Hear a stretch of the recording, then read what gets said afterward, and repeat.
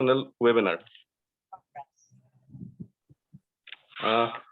We all know that today is World Population Day, an annual event observed on July 11 every year, which seeks to raise awareness of global population issues.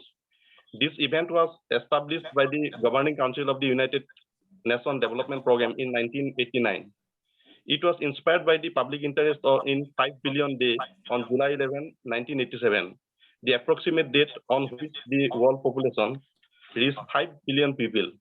World Population Day aims to increase people awareness on various population issues such as the importance of family planning, gender equality, poverty, maternal health, and human rights. On that occasion, and to observe the World Population Day today, we organized this national webinar on the topic of population explosion and threat to sustainable development. It is the fact that both the issues, population explosion and sustainable development, now a global concern.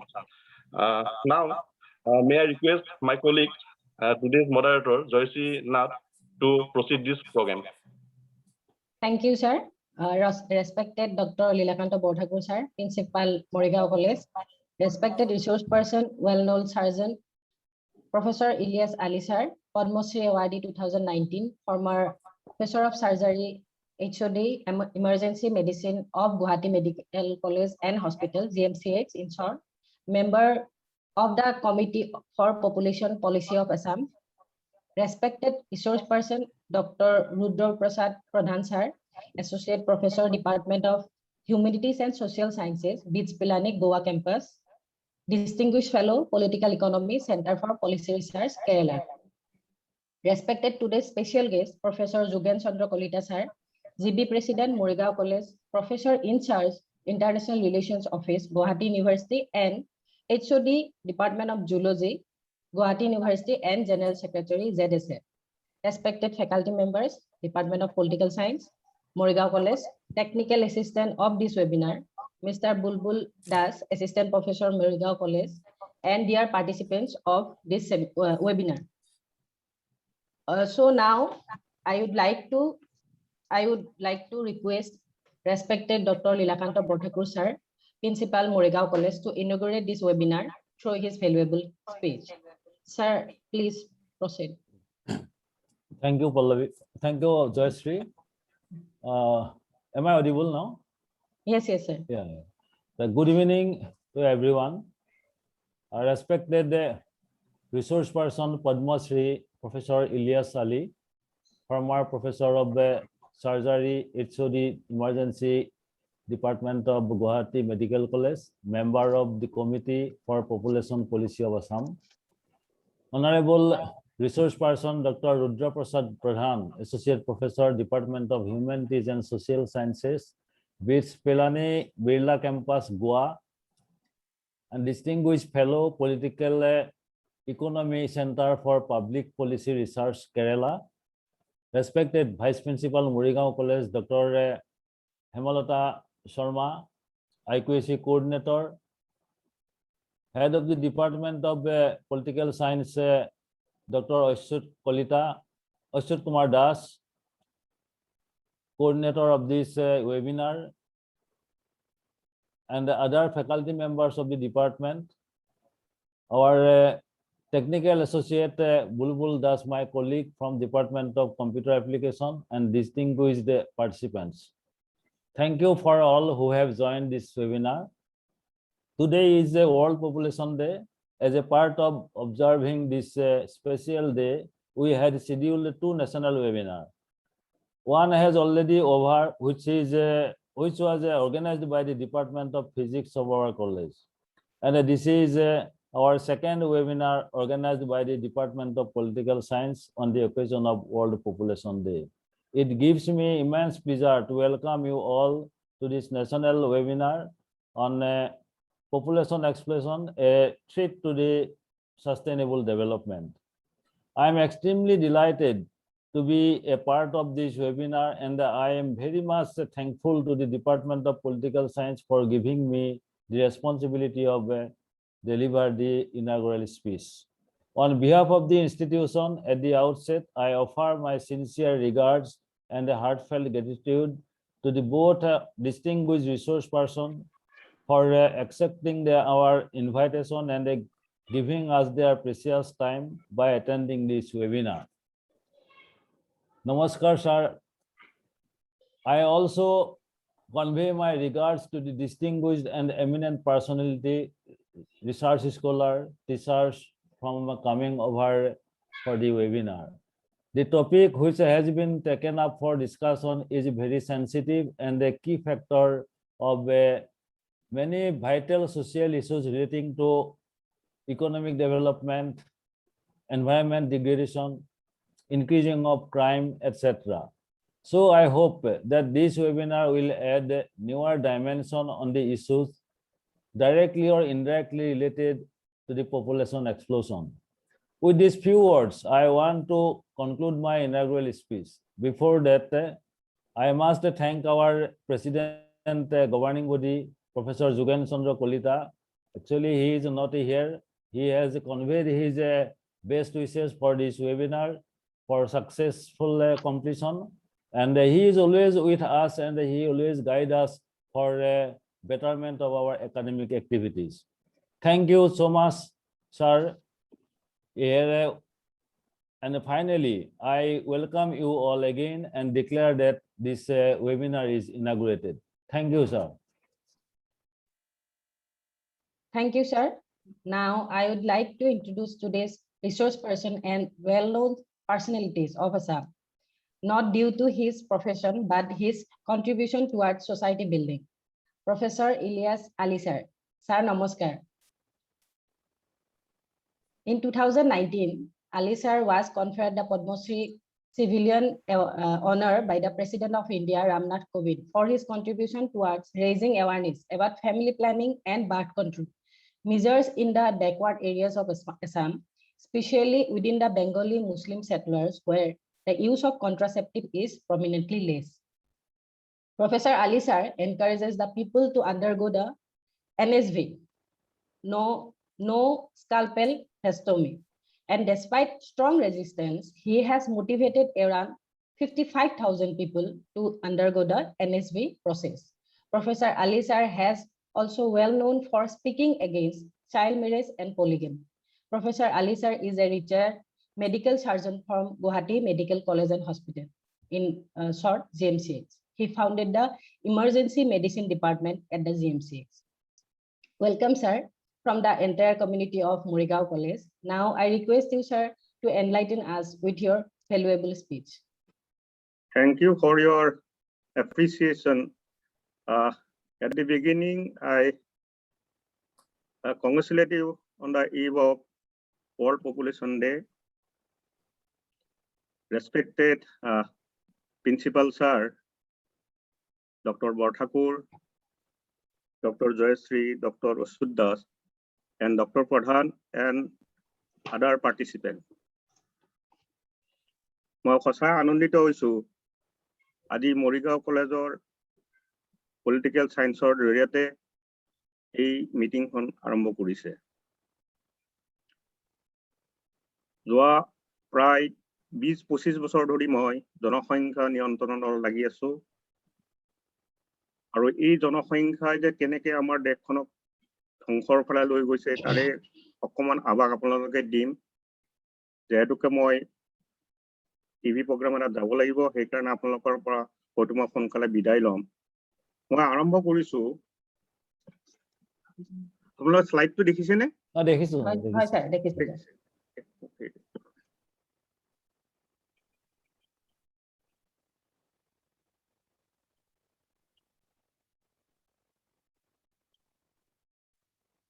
মই আৰম্ভ কৰিছো কবি নৱকান্ত বৰুৱাদেৱৰ এটি কবিতাৰে। আপোনালোকে নিশ্চয় জানে আপুনি কবি নৱকান্ত বৰুৱাৰ বিষয়ে। তেখেত আমাৰ ইংৰাজী কটন কলেজৰ ইংৰাজী বিভাগৰ তেওঁ আমাৰ মুৰব্বী অধ্যাপক আছিল। ছাৰে আমাক ইংৰাজী পঢ়াইছিল, কিন্তু তেওঁ অসমীয়া কবিতাত যি কবিতা লিখি থৈ গ'ল সদায় অমৰ হৈ থাকিব। কবি নৱকান্ত বৰুৱাদেৱে কৈছিল তেওঁৰ ইয়াত এখন নদী আছিল বুলি কবিতাত, মৰুভূমি আহে লাহে লাহে মাহে মাহে বছৰে বছৰে, আহতৰ সুৰঙত এপাহি কপৌ ফুল সোনকালে সৰে গোপন ব্যাধিৰ দৰে লাহে লাহে মচিনিয়ে প্ৰাণৰ যিমান ৰং সেউজী সোণালী আঁকি দিয়ে তামৰণি এখন আকাশ আৰু কুৎসাই বৰণৰ এখন পৃথিৱী মৰুভূমি আহে লাহে লাহে মাহে মাহে বছৰে বছৰে নদীক নিজৰা কৰি জুৰিক খিলনি কৰি বালিৰ দমৰে গঢ়ে গছ তথা ফুলৰ সমাধি আমিও যেন লাহে লাহে তেনেকুৱা এটা পৰিস্থিতিৰ ফালে আগবাঢ়ি গৈছো তেনে মৰুভূমি আমাক যেন খেদি ফুৰিছে আমাৰ যেন পৰিত্ৰাণ নাই প্ৰখ্যাত বৈজ্ঞানিক ষ্টিফেন হকিন্সে কৈছিল 2009 চনত তেওঁ কৈছিল যদি আপোনালোক বা পৃথিৱীৰ মানুহে অন্য গ্ৰহলৈ যোৱাৰ ব্যৱস্থা নকৰে তেনেহলে 200 বছৰৰ ভিতৰত পৃথিৱী প্ৰাণহীন হৈ পৰিব তেনে এটা অৱস্থাৰ ফালে গৈ আছো আৰু এই অৱস্থাক মাতি আনিছে জনসংখ্যা বিস্ফোৰণে আমি যদি 10,000 বছৰ আগলৈকে যাওঁ তেতিয়াহলে আমি তেতিয়া আমাৰ জনসংখ্যা কিমান আছিল 8ৰ পৰা 10 নিযুত মান মাত্ৰ কিন্তু লাহে লাহে জনসংখ্যা বাঢ়ি গ'ল আজি প্ৰায় 768 কোটিকৈ অধিক মানুহে পৃথিৱীখন তেনে ভাৰাক্ৰান্ত হৈ পৰিছে আপোনালোকে যে এই গ্ৰাফটোলৈ চাই আপুনি দেখিব 17 শতিকাৰ পৰা আৰম্ভ কৰিছে লাহে লাহে দ্ৰুত গতিত জনসংখ্যা বিস্ফোৰণ হৈছে আৰু এই বিস্ফোৰণ যেনিবা 2000 চনতে হওক 2021 চনতে হওক যেন তাৰ গতি থামা নাই দ্ৰুত গতিত আগবাঢ়িয়ে আছে আপুনি যদি এই গ্ৰাফটোলৈ চাই দেখিব 1750 চনৰ পৰা লাহে লাহে জনসংখ্যা বৃদ্ধি হ'বলৈ ধৰিলে তাৰপৰা 1900 শতিৰ পৰা দ্ৰুত গতিত আগবাঢ়ি গ'ল আৰু এই দ্ৰুত গতিত আগবাঢ়ি আছে এই জনসংখ্যা বিস্ফোৰণ যেন কমাৰ কোনো আশা নাই আজি গোটেই পৃথিৱীৰ জনসংখ্যাৰ বোজা 60% আমাৰ এছিয়া মহাদেশে ল'বলগীয়া হৈছে তাৰে 19.5% লৈছে চীন দেশে আৰু ভাৰতবৰ্ষই ল'বলগীয়া হৈছে 17.7% সেই তাৰ বিপৰীতে আফ্ৰিকাই ইমান ডাঙৰ মহাদেশ 12% ইউৰোপৰ ইমানবোৰ দেশ আছে তাত 11% নৰ্থ আমেৰিকাই লৈছে 8% মাত্ৰ দক্ষিণ আমেৰিকাই 5%তকৈ অলপ বেছি আৰু অষ্ট্ৰেলিয়া এখন মহাদেশ তাত মানুহ আছে 2.4 কোটিতকৈ অকমানহে বেছি এই এখন মহাদেশ অথচ আমাৰ ৰাজ্যখনৰ জনসংখ্যা হৈছে 3,30,00,000তকৈ বেছি আমি যদি এই গ্ৰাফটোলৈ লক্ষ্য কৰো তেতিয়া দেখা পাম যে জনসংখ্যা বৃদ্ধি হৈছে ক'ত জনসংখ্যা বৃদ্ধি হৈছে আমাৰ যিবিলাক আণ্ডাৰ ডেভেলপ কাণ্ট্ৰি আছে আমাৰ ভাৰতবৰ্ষই হওক বাংলাদেশে হওক পাকিস্তানে হওক ইণ্ডোনেছিয়াই হওক থাইলেণ্ডে হওক বা আমাৰ আফ্ৰিকাৰ বিভিন্ন দেশেই হওক এই দেশবিলাকতেই জনসংখ্যা দ্ৰুতগতিত বাঢ়ি আছে কিন্তু অন্য যিবিলাক দেশ বিশেষকৈ যিবিলাক ডেভেলপ কাণ্ট্ৰি হওক জাপানে হওক দক্ষিণ কোৰিয়াই হওক বা ৰাছিয়াই হওক বা ইউৰোপৰ বিভিন্ন দেশেই হওক তাত কিন্তু জনসংখ্যাৰ ডেভেলপমেণ্ট বা জনসংখ্যাৰ বিস্ফোৰণ কিন্তু ষ্টেটিক হৈ আছে বৰঞ্চ কিছুমান দেশত দেখা গৈছে তেওঁলোকৰ লাহে লাহে ঋণাত্মক ফালে গৈছে জনসংখ্যা বৃদ্ধি হোৱা নাই বৰঞ্চ কমিহে গৈছে আৰু এই জনসংখ্যা যদি আমি 2050 চনত কিমান হ'ব সেই কথা যদি আমি প্ৰেডিক্ট কৰিছে যে 2050 চনত 960 কোটি মানুহ হ'ব আৰু ইণ্ডিয়াই তেতিয়া বহন কৰিব লাগিব 165 কোটি মানুহৰ বোজা আনহাতে তেতিয়া চীন দেশৰ জনসংখ্যা হ'বগৈ 136 কোটি মাত্ৰ ভাৰতবৰ্ষৰ মাটিকালি সমগ্ৰ বিশ্বৰ মাটিকালি মাত্ৰ 2.4% আৰু পিছে এই ভূখণ্ডই বিশ্বৰ মুঠ জনসংখ্যাৰ 17.7% বোজা কঢ়িয়াব লগা হৈছে ভাৰতবৰ্ষৰ জনসংখ্যাৰ বৃদ্ধি যদি আমি তালিকাখনলৈকে চাওঁ আমি 1900 চনত আমি আছিলো 25 কোটি তেতিয়া আমাৰ লগত আছিল বাংলাদেশ আৰু পাকিস্তান আমি যেতিয়া স্বাধীন হলো তেতিয়া আমাৰ জনসংখ্যা বাঢ়ি গৈ গ'ল 37.5 কোটি হৈ গ'ল আৰু 1965 চনত হ'ল 50 কোটি আৰু 1965 চনৰ পৰা দ্ৰুতগতিত আমাৰ জনসংখ্যা বৃদ্ধি হৈ গ'ল আৰু 2001 চনত হ'ল গৈ 102.7 কোটি 11 চনত যেতিয়া লোকপিয়ল হ'ল তেতিয়া আমি দেখিবলৈ পালো 121 কোটিতকৈ অধিক জনসংখ্যাৰে ভাৰাক্ৰান্ত হৈছে আমাৰ ভাৰতবৰ্ষ আৰু বৰ্তমান হৈছে প্ৰায় 139 কোটিতকৈ অধিক জনসংখ্যা বৃদ্ধি আমি যদি চাওঁ যোৱা 9 জুলাইৰ দিনা আমাৰ চীনৰ জনসংখ্যা আছিল 144 কোটি আৰু আমাৰ জনসংখ্যা আছিল 139 কোটি, মাত্ৰ 5 কোটি ডিফাৰেন্স। আৰু কিন্তু জনসংখ্যা বছৰি বৃদ্ধিৰ হাৰ চীন দেশত আছে 3.34%, আনহাতে আমাৰ ভাৰতবৰ্ষৰ জনসংখ্যা বৃদ্ধিৰ হাৰ আছিল 99% বা 0.99%। ইমান বেছি, অথচ চীন দেশৰ জনসংখ্যা বৃদ্ধিৰ হাৰ মাত্ৰ 0.34। চীন দেশ যদি আমি চীন দেশৰ যদি আৰু ভাৰতবৰ্ষৰ আনুমানিক জনসংখ্যা আমি যদি এই চাবলৈ যাওঁ, তেনেহলে 2025 চনত আমাৰ চীন দেশৰ জনসংখ্যা 145 কোটি হ'ব, আৰু তেতিয়া আমাৰ জনসংখ্যা হ'ব 146 কোটি। ইয়াৰ অৰ্থ হ'ল যে 2026 চনত হয়তো আমি চীন দেশত চেৰাই যাম, কিয়নো দেখা গৈছে যে চীন দেশৰ আমাৰ জনসংখ্যা বৃদ্ধিৰ হাৰ 136 কোটিতকৈ 1,36 লাখতকৈ বেছি। সেইকাৰণে আমাৰ ভাৰতবৰ্ষই 2026 চনতে চীন দেশক চেৰাই গৈ পৃথিৱীৰ ভিতৰতে এখন জনবহুল দেশ হিচাপে পৰিগণিত হ'ব। বৰ্তমানৰ জনসংখ্যা বৃদ্ধিৰ হাৰ অপৰিৱৰ্তিত হৈ থাকিলে জনসংখ্যাৰ ফালৰ পৰা প্ৰথম স্থান অধিকাৰী চীন দেশক 2026 চনতে চেৰাই গৈ ভাৰতবৰ্ষৰ প্ৰথম স্থানত আৰোহণ কৰিব। আমি যদি এই গ্ৰাফটোলৈ চাওঁ, আমি যদি এইখন যদি মিলাই চাওঁ, আমি একফালে আছে আপোনাৰ দেশসমূহ আৰু আনফালে আছে আমাৰ প্ৰদেশসমূহ। আমি যদি উত্তৰ প্ৰদেশৰ কথা ভাবো, উত্তৰ প্ৰদেশৰ জনসংখ্যা চাওক প্ৰায় আজিকালি 20 কোটি। এখন আগৰ দিনৰ 2001 চনৰ ডায়াগ্ৰাম, সেইকাৰণে এতিয়া হৈছে প্ৰায় 20 কোটিতকৈ বেছি, আৰু তেতিয়া জনসংখ্যা আছে ব্ৰাজিলৰ লগত তুলনা কৰক। এই উত্তৰ প্ৰদেশখন আমাৰ ব্ৰাজিলৰ সমান। যদি আমি অসমখনলৈকে চাওঁ, অসমখনৰ জনসংখ্যা তাৰ লগত উজবেকিস্তান এখন দেশ হয়, কিন্তু আমাৰ এখন প্ৰদেশ হ'ল, আমাৰ প্ৰদেশখন কিন্তু উজবেকিস্তানৰ সমান।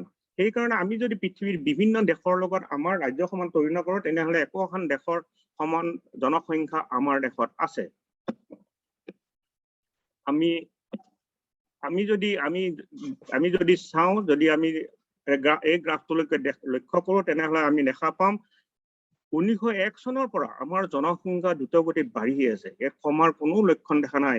আৰু 2011 চনত আৰু 1901 চনৰ জনসংখ্যা আপোনালোকে এই গ্ৰাফটোলৈ মন কৰিলে আপুনি দেখিব কি ধৰণে আমাৰ জনসংখ্যা বৃদ্ধি হৈ আছে। আনহাতে আৰু এটা এখন গ্ৰাফ দেখুৱাইছো, এইখন হ'ল আমাৰ অসমৰ আমি যদি 1901 চনত মাত্ৰ আমি 33 কোটি মানুহ আছিলো, 33 লাখ মানুহ আছিলো। আজি আমি আমাৰ বাঢ়ি গৈ 3 কোটি 30 লাখতকৈ বেছি হৈছে গৈ। 2011 চনত 3 কোটি 12 লাখ হৈছে, আৰু এতিয়া হৈছে প্ৰায় 3 কোটি 30 লাখতকৈ অধিক মানুহ। ইমান হাৰত আমাৰ জনসংখ্যা দ্ৰুতগতিত বাঢ়ি আছে। আৰু আমি যদি ডিকেডেল গ্ৰোথ চাওঁ, আপুনি যদি ভাৰতবৰ্ষৰ ডিকেডেল গ্ৰোথ গড়ে 17.64%, আনহাতে অসমৰ অকমান কম, that is 16.93%। ইয়াত খুব এটা পাৰ্থক্য নাই, কিন্তু দেখা গৈছে যে জনসংখ্যা কিছু পৰিমাণে আমাৰ কমি আহিছে, কিন্তু যিটো হাৰত কমিব লাগিছিল সেয়া কমি নাহিল। আমি চাৰিওফালে আমি কেৱল দেখিছো মানুহ। ৰাস্তাই হওক, আমি যেন ধ্বংসৰ মুখলৈ আবাদ গতি কৰিছো। আমাৰ কতোৱে যে স্থান নাই, কতোৱে যেন এই যে আমাৰ ৰেলখনত দেখিছো কিমান মানুহে কেৱল মানুহ। ঠিক তেনেকে আমাৰ ভোগ দৰিদ্ৰতা, আৰু কিমান দিন যে আমাৰ মানুহে ভোগ দৰিদ্ৰতা সহ্য কৰিব লাগিব, সেয়া হয়তো আমি কল্পনাই কৰিব পৰা নাই। আজি বিশুদ্ধ পানী, পৰিষ্কাৰ বায়ু, খাদ্য, বাসস্থান, বিদ্যুৎ, যাতায়াত, শিক্ষা, চিকিৎসা, অনাময় ব্যৱস্থা আদি সমস্যা দিনক দিনে আৰু গভীৰ কৰি তুলিছে। জনসংখ্যা বৃদ্ধিয়ে আমাৰ চাৰিওফালে যেন বাধাৰ সৃষ্টি কৰিছে। আমাৰ ডাঙৰ ডাঙৰ পাহাৰৰ দৰে আমাৰ সন্মুখত থিয় হৈছে। তেনেকে আমি শিক্ষাৰ ক্ষেত্ৰত আমি আগবাঢ়িব পৰা নাই, স্বাস্থ্যৰ ক্ষেত্ৰত যি ধৰণে বাঢ়িব লাগিছিল কৰিব নোৱাৰো। আমি দেখিছো যেতিয়া কৰোণা মহামাৰী আহিছে, যে কৰোণা মহামাৰীৰ পিছত আমি চাৰেণ্ডাৰ কৰিবলগীয়া হ'ল। ঠিক তেনেকে আমাৰ প্ৰদূষণ দিনক দিনে প্ৰদূষণ বাঢ়ি আছে। কৃষি ক্ষেত্ৰতো আমি পিছ পৰি গৈছো। নগৰ উন্নয়ন, আমি যি হাৰত নগৰ উন্নয়ন হ'ব লাগিছিল সেই নগৰ উন্নয়ন হোৱা নাই। আজি নগৰ বিলাকৰ যি অৱস্থা হৈছে, যে এটা দূষিত পৰিৱেশ সৃষ্টি হৈছে, যাৰ ফলত আজি বেমাৰ আজাৰৰ পৰা অন্য সমস্যাবিলাকে আমাক দেখা দিছে। চিন্তনীয় বিষয় এই যে নতুন জটিল ৰোগৰ প্ৰাদুৰ্ভাৱে জনস্বাস্থ্যৰ প্ৰতি ভাবুকিৰ সৃষ্টি কৰিছে। AIDS, SARS আৰু ইবলৰ পিছতে কৰোনা বিধ্বস্ত কৰিলে সমগ্ৰ পৃথিৱী। কাহিনী কৰোনা নাইকিয়া হ'ব সেয়া আমি নাজানো। বিশেষজ্ঞসকলে অভূতপূৰ্ব জনসংখ্যা বৃদ্ধিকে ইয়াৰ বাবে জগৰীয়া বুলি ভাবিছে। আমাৰ কেতিয়া যে শিক্ষা আমি সাৰ্বজনীন কৰিব পাৰিম সেই কথা আমি এতিয়াও ভাবিব পৰা নাই। আমি দেখিছো আমি গাঁৱে ভূঞলৈ গৈছো, ল'ৰা ছোৱালী বিলাকে স্কুললৈ যোৱা নাই, এনেকে পথৰে পথৰে ঘূৰি ফুৰিছে। দিনক দিনে বৰ্ধিত পানীৰ সমস্যা মোকাবিলাকৈ বাঢ়ি গৈ আছে। আমি পানীৰ সমস্যা যি ধৰণে জটিল হৈছে, হয়তো কিছুদিনৰ পিছত আমাৰ বিশেষকৈ হাৰিয়ানাই হওক, ৰাজস্থানেই হওক বা গুজৰাটে হওক পানীৰ ডাঙৰ সমস্যাই তেওঁলোকক দেখা দিব। আনকি আমাৰ অসমতো পানীৰ সমস্যা দেখা দিব পাৰে। বিশেষকৈ গুৱাহাটীৰ নিচিনা চহৰত, যিবিলাক চহৰত আমাৰ পাহাৰ বিলাকত পানী আছিল, সেই পাহাৰ বিলাকত লাহে লাহে পানীবোৰ নোহোৱা হৈ গৈছে। বৰ্ধিত জনসংখ্যা আমলৈ কোনো সম্ভাৱনা নাই, ই সৃষ্টি কৰিছে পৰ্বত সমস্যাহে। আগে জনসংখ্যা আছিল দেশৰ সম্পদ, আজি এই সম্পদ হৈ পৰিছে ভয়ংকৰ বোজা। দ্ৰুতগতিত বাঢ়ি অহা জনসংখ্যাৰ ভৰণ পোষণ দিওঁতে ভাৰতবৰ্ষৰ সীমিত প্ৰাকৃতিক সম্পদখিনি শেষ হওঁ। প্ৰাকৃতিক সম্পদৰ নাটনিয়ে কি সৃষ্টি কৰিছে? আমি দেখিছো সন্ত্ৰাসবাদ, আমি সাম্প্ৰদায়িকতাবাদ দেখিছো, আঞ্চলিকতাবাদ দেখিছো, গোষ্ঠীগত সংঘৰ্ষ দেখিছো, আৰু ইতিমধ্যে ভাৰতবৰ্ষৰ অখণ্ডতাৰ প্ৰতি ভাবুকিৰ সৃষ্টি কৰিছে এই জনসংখ্যা বৃদ্ধিয়ে। সেয়ে আমি সচেতন হবৰ হ'ল। আজি আমাৰ চৌদিশে যেন ভয়, শংকা, সন্দেহ, হতাশা, নিৰাপত্তাই বিৰাজ কৰিছে। সন্ত্ৰাসবাদী ধ্বংস আমি দেখিছো। ঠিক তেনেকে আমি সন্ত্ৰাসবাদী এই ধ্বংস আমাৰ এইটো হ'ল ফটোগ্ৰাফখন হৈছিলে আপোনাৰ ছত্তীশগড়ৰ। আমাৰ অৰ্ধ সামৰিক বলৰ মানুহবিলাকক বম দি মাওইষ্ট বিলাকে হত্যা কৰিছিল, তাৰ এই ফটোগ্ৰাফখন। আমি সামাজিক অশান্তি দেখিছো, চাৰিওফালে সামাজিক অশান্তি। কোন দেশে ধাৱন আমাৰ প্ৰাণৰ পৃথিৱীখন? শেষ হৈ যাব নেকি? প্ৰাকৃতিক সম্ভাৰ হ'ব, বিলুপ্তিৰ পথত ধাৱমান নেকি? আমাৰ জীৱকুলো শেষ হৈ যাব নেকি? আজি আমি কি দেখিছো? বননি ধ্বংস দেখিছো। বননি ধ্বংসৰ এটা নজিৰ দেখিছো। প্ৰতি ঘণ্টাত 20 হেক্টৰতকৈ অধিক বননি সদায় শেষ হৈ গৈছে। ঠিক তেনেকৈ প্ৰতি বছৰে 7.3 নিযুত হেক্টৰ বননি লাহে লাহে আমি উদং হৈ গৈছে। ঠিক তেনেকৈ আমি দেখিছো বৰ্ণনাতিক ঔদ্যোগিক প্ৰদূষণ, চাৰিওফালে প্ৰদূষণ, কেৱল প্ৰদূষণ। আৰু আমি দেখিছো অগণন যান বাহন আৰু অপৰিসীম প্ৰদূষণ। আমি পানী দেখিছো, পানীৰ ক্ষেত্ৰতো আমি পানীৰ প্ৰদূষণে লাহে লাহে আমাকো ভবাই তুলিছে।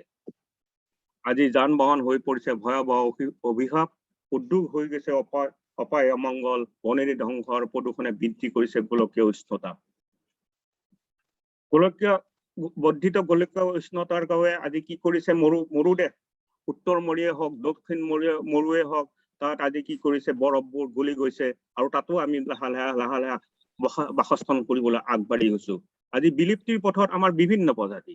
আজি পৃথিৱীত মাত্ৰ 10,000 বাঘ আছে। ঠিক তেনেকে আমাৰ যদি পলাৰ বিয়াৰৰ কথা কওঁ, যিবিলাক উত্তৰ মেৰুত পোৱা যায়, সেয়া মাত্ৰ 50,000 আছে। সেইবোৰো দিনে দিনে শেষ হৈ আহিব। প্ৰাকৃতিক পৰিৱেশ বিধ্বস্তৰ বাবে দিনে দিনে পলংকৈ মূৰ্তি ধাৰণ কৰিছে প্ৰকৃতিয়ে যেন আমাৰ কাৰণে যেনে অৱতন আচৰণ নাচিছে। এই অৱতন আচৰণবোৰ হ'ল অনাবৃষ্টি, কেতিয়াবা প্ৰবল বানপানী, কেতিয়াবা প্ৰচণ্ড ধুমুহাই, নতুবা চুনামীয়ে মহতিয়াই নিছে চহৰ, নগৰ, গাঁও, ভৈ। ভয়ংকৰ ভূমিকাই নিয়মিত চুৰমাৰ কৰিছে অত্যাধুনিক নগৰ। কেতিয়াবা দেখিছো কল্পনাতীত খৰাং, কেৱল খৰাং। ঠিক তেনেকে কেতিয়াবা চুনামী দেখিছো, সেই চুনামীয়ে ধ্বংস কৰিছে চহৰ। ঠিক ভূমিকম্পই ধ্বংস কৰিছে আমাৰ দেশতে হওক, অন্য দেশতে ডাঙৰ চহৰসমূহ। আমি যেন চাৰিওফালে ধ্বংসৰ পোহৰ কৰিছে পৃথিৱীৰ বিভিন্ন ঠাইত। এই প্ৰকৃতিয়ে যেতিয়া কলংকৰ ৰূপ লৈছে, তেতিয়াই আমি ধ্বংস দেখিছো পৃথিৱীৰ বিভিন্ন প্ৰান্তৰত। আনহাতে আমি জানো লাহে লাহে আমাৰ মহাসাগৰৰ বুকু উফন্দি উঠিছে, আৰু এই মহাসাগৰ বুকু উফন্দি উঠাই হয়তো এদিন মহাপ্লাৱন হ'ব। যি মহাপ্লাৱন আমাৰ সত্য যুগত হৈছিল, সেই মহাপ্লাৱনে হয়তো এদিন আমাৰ পৃথিৱীখনক বুৰাই তুলিব। আজি সন্ত্ৰাসবাদে হওক বা সাম্প্ৰদায়িক হওক, আঞ্চলিকবাদে হওক বা গোষ্ঠীগত সংঘৰ্ষ, কলংকৰে প্ৰাকৃতিক দুৰ্যোগে হওক বা মহামাৰী হওক, এই সকলো বিপদ তথা অথন্তৰৰ মূল হৈছে জনবিস্ফোৰণ। মই আকৌ আপোনালোক ক'ব বিচাৰিছো আহক আমি সকলো হৃদয়ঙ্গম কৰো আজি জনবিস্ফোৰণ হৈ পৰিছে পাৰমাণবিক বোমা বিস্ফোৰণ কৰি ভয়ংকৰ সৰ্বগ্ৰাহী আৰু সৰ্বাত্মক জনবিস্ফোৰণ লাহে লাহে ধ্বংস কৰে প্ৰতিখন ঘৰ প্ৰতিখন চুবুৰী প্ৰতিখন গাঁও প্ৰতিখন চহৰ নগৰ ইয়াৰ পৰিত্ৰাণ ক'ত জনবিস্ফোৰণৰ পাৰমাণবিক ভাবুক হিচাপে আমি গণ্য কৰিব লাগিব কিয়নো জনসংখ্যা নিয়ন্ত্ৰণৰ ওপৰতে নিৰ্ভৰ কৰিছে মানৱ জাতিৰ ভৱিষ্যত কোনে নিয়ন্ত্ৰণ কৰিব জনসংখ্যা আৰু কেনেকৈ জনসংখ্যা নিয়ন্ত্ৰণ স্বাস্থ্য বিভাগৰ প্ৰাথমিক কাম যদি দেশৰ প্ৰতিজন নাগৰিক প্ৰতিটো চৰকাৰী বেচৰকাৰী অনুষ্ঠান প্ৰতিষ্ঠান জনবিস্ফোৰণ প্ৰতিৰোধ মহাযজ্ঞত অংশগ্ৰহণ কৰিব লাগে সেয়ে আজি এই চেগতে আপোনালোকক অনুৰোধ কৰিছো যে জনসংখ্যা নিয়ন্ত্ৰণত আপোনালোকে অংশগ্ৰহণ কৰক আৰু ৰাইজকো অংশগ্ৰহণ কৰাৰ ক্ষেত্ৰত আপোনালোকে আগভাগ লওক আমি জানো বহু বিভাগীয় সংগত কৰ্ম আঁচনি আৰু নিয়ন্ত্ৰণ প্ৰচাৰে জনসংখ্যা নিয়ন্ত্ৰণৰ চাবিকাঠি কেৱল স্বাস্থ্য বিভাগৰ ওপৰত আমি তাৰ বোজা দি থাকিলে নহব আমি সকলোৱে বিভিন্ন বিভাগে আমি কাম কৰিব লাগিব তেতিয়া আমি জনসংখ্যা নিয়ন্ত্ৰণ কৰিব পাৰিম ৰাজ্য বা দেশখনৰ সামগ্ৰিক উন্নতি বাননবোৰ ভুল হৈছে অলপ আপোনালোকে শুধৰাই ল'ব সেই ৰাজ্য বা দেশৰ জনসংখ্যা প্ৰতিৰোধ বা হ্ৰাসৰ অন্যতম চাবিকাঠি আমি সদায় কৈছো দেশখনক যদি আমি সামগ্ৰিক উন্নতিৰ ভাৱে লৈ যাব পাৰো তেনেহলে জনসংখ্যা দ্ৰুতগতিত কমি আহিব সেইদৰে শিক্ষা স্বাস্থ্য আৰ্থিক উন্নয়ন যাতায়াত বিদ্যুৎ বিশুদ্ধ পানী আৰু উন্নত বাসস্থান আদিয়ে জনসংখ্যা হ্ৰাসত উল্লেখযোগ্য অৱদান আগবঢ়ায় ইয়াৰ উপৰি আমি সদায় মনত ৰাখিব লাগিব সামাজিক ন্যায় আৰু সামাজিক সুস্থিৰতাও জনসংখ্যা প্ৰতিৰোধৰ বাবে অতি প্ৰয়োজন কিন্তু এইখিনিতে মই দুটামান কথা ক'ব বিচাৰিছো বিশেষকৈ শিক্ষাৰ ক্ষেত্ৰত শিক্ষা হ'ল আমি সদায় কৈ আহিছো যে শিক্ষাই হ'ল আমাৰ সকলোতকৈ উত্তম গৰ্ভনিৰোধক ব্যৱস্থা কিন্তু মই এইখিনিতে ক'ব বিচাৰিছো যে পুৰুষৰ শিক্ষাতকৈ নাৰীৰ শিক্ষাৰ আমি বেছি গুৰুত্ব দিব লাগে কাৰণ নাৰীৰ শিক্ষাইহে জনসংখ্যা নিয়ন্ত্ৰণক বহুত ধৰণে সহায় কৰিব পাৰে মই এটা পৰিসংখ্যা দিছো ছোৱালী এজনীক প্ৰাথমিক পৰ্যায়ৰ শিক্ষাদান কৰিব পাৰিলে নিৰক্ষৰ ছোৱালী এজনীৰ তুলনাত সন্তান জন্মৰ হাৰ দুটাকৈ কমি যায় আনে ছোৱালীজনীক উচ্চতৰ মাধ্যমিক পৰ্যায়লৈ যদি আমি নিব পাৰো তেনেহলে সেই ছোৱালীজনীৰ সন্তানৰ হাৰ মাত্ৰ প্ৰায় দুটালৈকে কমি আহে অৰ্থাৎ নিৰক্ষৰ ছোৱালীজনীৰ তুলনাত প্ৰায় 4টাকৈ সন্তানৰ কমি যায় শিক্ষাই কেনেকৈ সহায় কৰে শিক্ষাই বিয়াৰ বয়স বঢ়াই দিলে ফলত প্ৰজনন বা গৰ্ভধাৰণ সমস্যা হ্ৰাস হৈ আহে শিক্ষাৰ স্তৰ যিমানে উচ্চ হয় প্ৰজননৰ হাৰ সিমানে কমি যায় প্ৰজননৰ হাৰ ঘাইকৈ নিৰ্ভৰ কৰে নাৰী শিক্ষাৰ ওপৰত পুৰুষৰ শিক্ষাৰ প্ৰজননত বিশেষ প্ৰভাৱ নেপেলায় একবিংশ শতিকাৰ আৰম্ভণি 2050 চনৰ অনুন্নত আৰু উন্নয়নশীল দেশৰ প্ৰতিকাৰী মহিলাৰ প্ৰজনন জীৱনত এটাকৈ শিশু কম জন্ম পালে 2050 চনত পৃথিৱীৰ জনসংখ্যা কমত 300 কোটি এই সংখ্যা 1960 চনত গোটেই পৃথিৱীৰ জনসংখ্যা আছিল সেয়ে কোৱা হৈছে যদি আমি এই তৃতীয় আমাৰ নিচিনা দেশসমূহৰ ল'ৰা ছোৱালী বিলাকক যদি আমি হায়াৰ ছেকেণ্ডাৰী লেভেললৈকে লৈ যাব পাৰো তেনেহলে গোটেই পৃথিৱীত 2050 চনত 300 কোটি মানুহৰ হ্ৰাস পাব সেইকাৰণে আমি নাৰী শিক্ষাৰ ওপৰত গুৰুত্ব দিব লাগে ছোৱালী শিক্ষাৰ ওপৰত গুৰুত্ব দিব লাগে আপোনালোকে কলেজত আছে আপোনালোকে এই ক্ষেত্ৰত বিশেষ গুৰুত্ব ভূমিকা ল'ব পাৰিব বুলি মই ভাবো আৰু চৰকাৰক আপোনালোকে এই ক্ষেত্ৰত চৰকাৰৰ উপদেশ দিব পাৰিব যে চৰকাৰে আমাৰ ছোৱালী বিলাকৰ শিক্ষাৰ ক্ষেত্ৰত বিশেষ গুৰুত্ব দিয়ে শিক্ষাই সংখ্যাৰ পৰিৱৰ্তে সন্তানৰ গুণগত মানলৈ পৰিৱৰ্তন ঘটায় এই পৰিৱৰ্তনে ভৱিষ্যত পৃথিৱীৰ কৰ্মবান জনসংখ্যাৰ চাপ হ্ৰাস কৰিব শিক্ষাই মহিলাগৰাকীক সবল কৰে আৰু তেওঁ প্ৰজনন সম্পৰ্কীয় সিদ্ধান্ত নিজাববীয়াকৈ ল'ব পৰা হয় ইয়ে প্ৰজননৰ হাৰ কমোৱাত সহায় কৰে এক কথাত ক'বলৈ হলে শিক্ষা হৈছে সকলোতকৈ উত্তম গৰ্ভনিৰোধক ব্যৱস্থা মই সকলোকে ধন্যবাদ জনাইছো মোৰ অলপ দৌৰাদৌৰিকৈ মোৰ ভাষণটো দিব লগা হৈছে মই আপোনালোকক এতিয়া এৰি যাম মই দুখনমান শ্লাইড দেখাইছো মোৰ কামৰ আপোনালোকে খালি শ্লাইড কেইখন চাই যাওক আমি কেনেকৈ আৰম্ভ কৰিছিলো to bridge the gap between us and the people আৰু আমাৰ মিছনত বিভিন্ন ব্যৱস্থা কৰা হৈছিল কেৱল NSBN আছিল আমাৰ ফেমিলি প্লেনৰ বিভিন্ন ব্যৱস্থা তাৰপিছত population expression religious meet child marriage multiple marriage এইবিলাকত আমি কাম কৰিছিলো আমি এনেকৈ কাম কৰিছিলো গাঁৱলৈ যেতিয়া গৈছিলো আমাৰ কনচিয়াছলি আমি গৈছিলো কেতিয়াবা আমি গৈছো নাৱত উঠি কেতিয়াবা আমি মহৰ গাড়ীত উঠি কেতিয়াবা আমি গৰুৰ গাড়ীত উঠি কেতিয়াবা আমি গৈছো মটৰ চাইকেলত উঠি কেতিয়াবা আমাক সহায় কৰিছে বিভিন্নজনে ঠিক তেনেকে আমি খোজকাঢ়ি আমি গৈছিলো আৰু ঠিক তেনে বহুতৰ ক্ষেত্ৰত আমি এইবোৰ ফুটব্ৰিজবোৰ আমি পাৰ হৈ যাব লগা হৈছিল কেতিয়াবা মটৰ চাইকেলত ধূলিৰ মাজে মাজে আমি গৈ আছিলো কেতিয়াবা নাৱত উঠি আমি গৈছিলো ঠিক তেনেকে এয়া আছিল আমাৰ যাত্ৰা আমাৰ জনসংখ্যা নিয়ন্ত্ৰণৰ যাত্ৰা এয়া আমি বাটে ঘাটে আমি কি কৰিছিলো আমি ৰাতিপুৱা আহাৰ কৰিছিলো কেতিয়াবা মৰিগাঁৱত কৰিছিলো কেতিয়াবা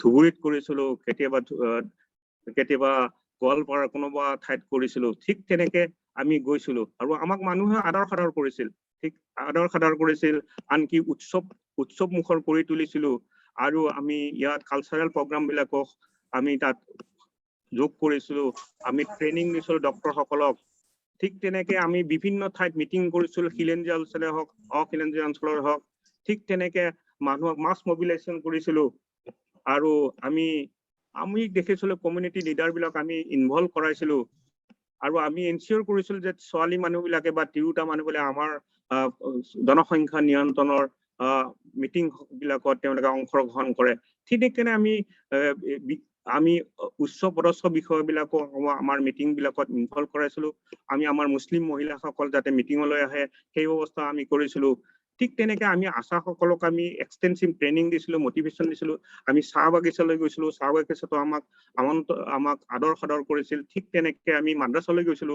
এইখন জয়নগৰ মাদ্ৰাছা আপোনাৰ নীলবাগৰৰ তাতে প্ৰথমতে আমাক কি কৰিছিল আমাৰ বিৰুদ্ধে প্ৰচাৰ কৰিছিল কিন্তু পিছলৈ তেওঁলোকে আমন্ত্ৰণ কৰিলে আৰু এনেকৈ আমাৰ মিটিঙত তেওঁলোকে উপস্থিত হৈছিল ঠিক তেনেকে আমি মছজিদতো আমি জনসংখ্যা নিয়ন্ত্ৰণৰ বিশেষকৈ আমি কি কাম কৰিছো সেই সম্পৰ্কে মানুহক অৱগত কৰিছিলো ঠিক আৰু এইবোৰ হল আমাৰ কামৰ কিছুমান আৰু এয়া চৰৰ আমাৰ আশা ৱৰ্কাৰ বিলাকৰ লগত মই কথা পাতিছো ঠিক তেনে এই চৰ অঞ্চলত গৈ ৰাইজক আমি বুজাবলৈ চেষ্টা কৰিছো কেনেকে জনসংখ্যা বৃদ্ধিয়ে কি কৰিব আৰু জনসংখ্যা কেনেকে নিয়ন্ত্ৰণ কৰিব পাৰি ঠিক তেনে তিৰোতা মানুহবিলাক বিশেষকৈ আমি ৰিভাৰেণ্ট তিৰোতা বিলাকৰ লগতো আমি কথা পাতিছিলো আৰু তেওঁলোকে উদ্যম উৎসাহেৰে আমাৰ লগত কথা পাতিছিল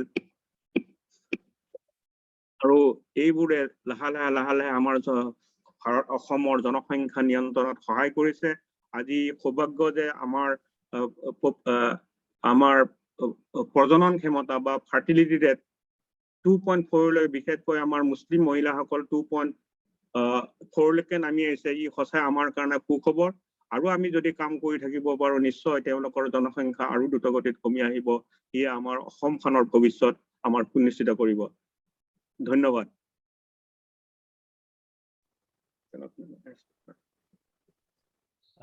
ধন্যবাদ স্যার আপোনাক আপোনাৰ কেইটা বজাত আছে প্ৰগ্ৰাম স্যাৰ মোৰ মানে হেৰি আছে 50ত আছে মই যাব লাগে এটা গণেশগুৰি যাম মোৰ ঘৰৰ পৰা আচ্ছা আপোনাৰ কোনটো চেনেলত আছে স্যাৰ মোৰ নিউজ 18ত আছে নিউজ 18 আচ্ছা ঠিক আছে আপোনাক শুভেচ্ছা জনাও স্যাৰ আপুনি বৰ সুন্দৰকৈ আমাৰ কথাখিনি ক'লে আমাৰ ছাত্ৰ ছাত্ৰী আৰু আমাৰ যিখিনি স্কলাৰ আছে আসলে আমাৰ এটা কোৱেশ্চন কৰা হেৰি এটা আছিলে প্ৰভিজন এটা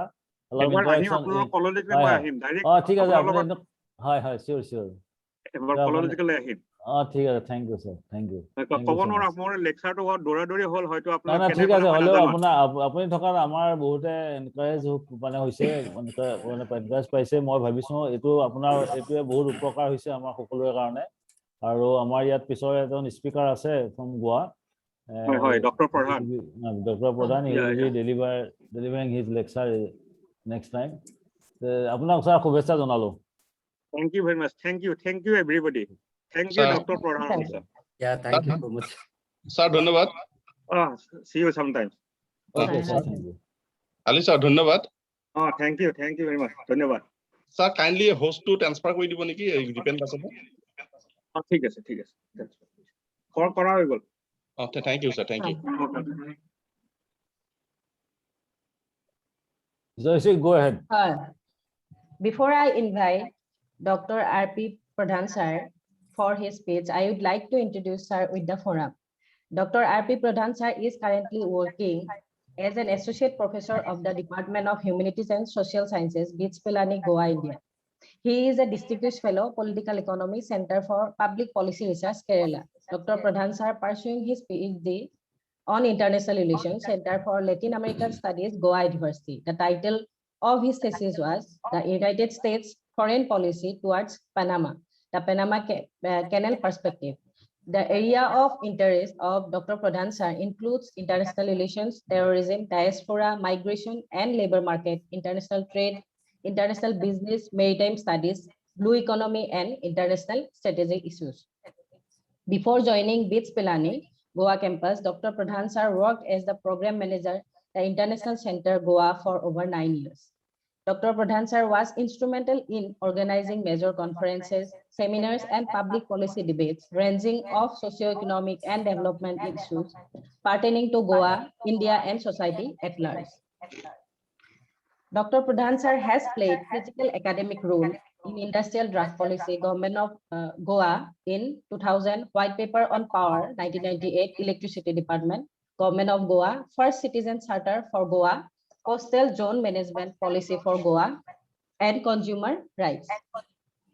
In recognition of his services, the International Center Goa bestowed him Excellent Performance Award in 2014. Namaskar and welcome, sir, from the entire community of Morigao College. Now, may I request you to enlighten us on today's topic? Pradhan, sir. Yes. Thank you. I hope I'm audible. Yes, sir. Yeah. Yes. Good evening. Thank you, Professor Jayashree Nath, for the kind words. As I begin, it is a very day, World Population Day we call it, and many people wonder whether we should deliberate on the size of the population, on the quality of the population, the living conditions, the choking cities, the water scarcity, or there is other dynamics also to look at it. I come from academic tradition, and that's where I look at it from the intellectual traditions as to how do we understand the whole phenomena called population, whether it is explosion, population is a bomb, or population is human capital, or what is it? Some call it as human capital too. So the moment you call it as a population explosion and bomb, then it is scary. The moment you call it as a human capital, you feel very wealthy about it. Assam is very wealthy. Professor Ali talked about it, and he gave a picture where you have too many. But if you ask Amartya Sen, he says we are too wealthy. Human capital. So the narratives are not so simple as we seem to. And it is in that context I will spread my interaction on how do you understand the whole idea of population, whether it is explosion or human capital, and what should be the right strategy for a developing country like India.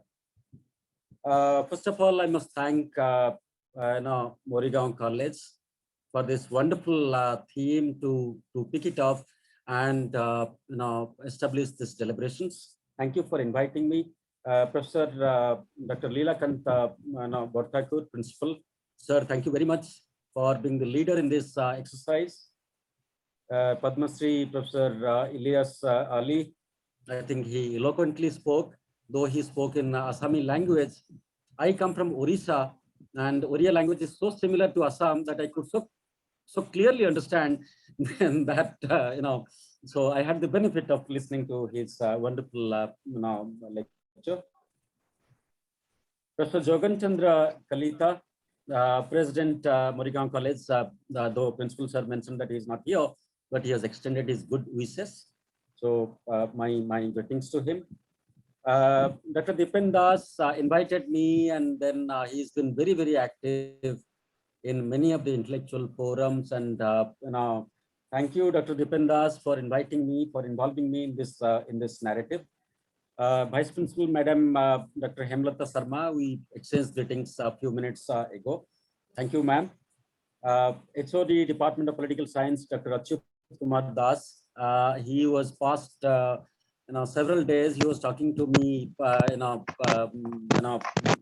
several occasions to ensure that I'm there and I'm available. I speak. So thank you, Dr. Das, for the kind engagement. Dr. Jayashree Nath, I think you were comparing the whole program, so you have the largest responsibility in coordinating the intellectual tradition. Dr. Pallavi Hazarika and Dr. Bulbul Das and the other distinguished panelists and the participants present here. All of us, mostly, if I understand it correctly, most of us are from the academic background. We are either teaching or we are in the learning process. So we have a far larger responsibility, and that's where I think at the idea level we must look at the whole perspective and evolve to the right understanding. It is in that direction my interaction, my lecture is created. Now, if we look at it today, if we look at it, nearly a dozen states in India, including Assam, Uttar Pradesh, Rajasthan, Andhra Pradesh, Telangana, Orissa, where I come from, all of the states, they have legislated some amount of legislation to create a condition that only two-child family, they're giving primacy to two-child family norm. Many of the states, they have already legislated bills where it says that if you have more than 2 children, then your government jobs are not going to be available to you, or your additional perks or promotions are going to be affected, or you cannot contest local elections for Panchayat, Zilla Parishad, Gram Sabha, and those kind of things. Now, while doing this exercise, quite a few of the states, they have done it.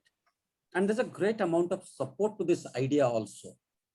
Now, certainly in Uttarakhand also tried to do a similar kind of exercise, and the action, the governmental legislation process was taken to the court, and court provided a halt to the whole process. Court didn't agree with the Uttarakhand legislation. That means judiciary, by and large, that's the last hope of India. We still continue to trust that judiciary is finally there.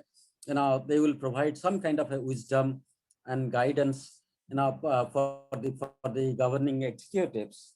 So we cannot discard Uttarakhand Dehradun High Court for going against the government's idea. That means there is some element of narrative is also available there. And if I look back to my academic career, from the school days to college days and everywhere, now we grew up listening to the story that India is sitting on a population time bomb, and unless we control it, it will explode one day. I was a child when this slogan started in 1970s. Now I'm 56 years old. The bomb is yet to explode. I'm still alive. All of us, we are interacting, and the bomb is still alive. Still, has exploded, not caused. But there has been anxiety. There has been anxiousness all among us that it's such a huge population base in our country that how can the government provide so many jobs? How do we get water? How road, electricity, and housing and all of that can be managed? But so far, we have managed it reasonably well. And if I look back, if I compare my generation and my parents' generation, my generation, I think Principal Sir will agree with me. Possibly you are, sir, of my age, and we belong to the same generation. All of us, we might agree that comparative to our parents' age, we are far more wealthier than our parents. If I remember, my father bought the house after he retired. He collected his pension fund and everything, and then finally built a house when he was in his 60s. And when you're building a house to live in your 60s, then how many years you're left with, God alone knows. So they worked whole life, became slightly richer at the end of their career, and then built a house so that they can live happily. And they had very few years to live, few years left for their life. Whereas my generation, if I look at it, most of the faculties, I think, beginning of their career itself, they buy one apartment or second apartment for tax saving and all that. We have been far more richer. Population bomb has not exploded. And Mrs. Gandhi's popular slogan, if I remember in my childhood days, Hum Do or Hamara Do, particularly Sanjay Gandhi promoted this whole idea, and there's a very kind of a aggressive surgical, depopulation exercise that happened that was very unpopular and all that. But then still, my whole life I've been listening to the explosive slogan, but we have still managed and all that. So that's where I think we have to slightly look at the depth of the argument that population explosion a threat to sustainable development. Is it a real threat, or it is a propagated threat, or it is a politicized threat, or what is the sustainability of this idea itself? And that's where very interestingly, Swaminathan Iyer is the editor of Economic Times, and by all my wisdom, I consider him to be a wise man and economist. And last 2 weeks ago, he wrote an op-ed in Times of India, June 27. He wrote an open page in Times of India about this population issue. And very interesting argument he gives. He squarely rejects the whole idea of two-child norm. Instead, he is arguing that countries like India must go for a baby boom, that we must produce more children. We cannot rubbish Swaminathan Iyer just because maybe he agrees with BJP government or doesn't agree with BJP government. That's a different thing. But Swaminathan Iyer stands on its own merit, on his own intellectual basis. So we cannot rubbish him. What is the argument he's giving to justify his baby boom idea? He says that we must produce more because we need more labor force. More babies means more young people. More young people means more productive hands, more labor force. More labor force means we will produce more. And if we produce more, our GDP will grow. And if our GDP grows, then there's a larger economic well-being that will be achieved. That's the first argument. Second argument, he says, if at all we statistically look at the global population growth trend, now ideally it is already established that for women, 2.1 children must be born in the world if at all we want to achieve what we call a replacement age. That people should be there. If at all we want to achieve that proposition, then every woman should have my deep regards to all the women participants present here. So kindly join me in the argument. And globally, it is established that for women, 2.1 children, if they're born, then it will be an ideal scenario for the global population profile, population curve. Now, he says 1992, 93, or early 90s, if we look at it, India, a large populous country like India, its fertility rate for women was 3.4%. Today, it has come down to 2.2%, 2.2 per woman childbirth. That means it is declining in a visible way, and it is very close to the ideal number called 2.1 child per woman. And by 2025, he says, and the statistical evidence, empirical evidence also says that India's fertility rate will reduce to come down to 1.93 children per woman. That means we'll be falling below the ideal global standard population measure. And that's where he says that if at all, now onwards, we begin to talk about two children policy, then we will also get into a crisis where there will be large number of old people who are to be supported, taken care of, and your working hands, young labor force of India will be missing. And if you look at the example, the idea in Russia, it is largely old generation people. Japan is seriously, getting trouble because population are fast aging, and Japan's fertility rate is one of the poorest in the world. Many countries, Europe, Western Europe, if you look at it, there are old people, and Prime Minister Modi goes around the whole world as if deliberately to tell the world leaders, look, India has the demographic dividend. We have the largest young population population available here. Come and invest in India. We will come to your country, and there's a great narrative that is there happening. Now, globally, if we reflect at the fertility, for women, childbirth fertility rate, Taiwan is one of the lowest. It is 1.07. South Korea next, 1.09. Singapore, 1.15. And mind you, these are all developed economies. And other developed economies in Japan, 1.38. Germany, 1.48. US, 1.84. UK, 1.86. Mexico, 2.14. 2.14 means they're very close to India's profile. And whole of Africa, if you look at it, it is 3 children per woman. So Africa has slight surplus fertility rate compared to the rest of the world profile. And we are somewhere around 2.2, and that's where. Now, if we look at it, most of these developing countries that we talked about, be it Taiwan, South Korea, Germany, UK, Russia, many of the, Russia is not a developing country.